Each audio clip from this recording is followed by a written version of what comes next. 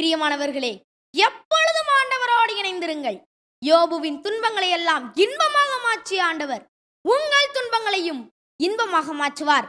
அவருடைய அன்பில் என்றென்றுமாக நிலைத்திருங்கள். அவர் நமக்கு போதுமானவராக இருக்கின்றார்.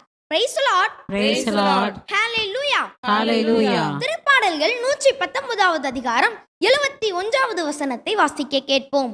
எனக்கு துன்பம் விளைந்தது என் நன்மைக்காகவே, அதனால் விதிமுறைகளை நான் கற்றுக்கொண்டேன். Praise the Lord. Praise the Lord. Hallelujah. Hallelujah. தாவீது தன் வாழ்நாட்களில் ஏராளம் துன்பப்பட்டார்.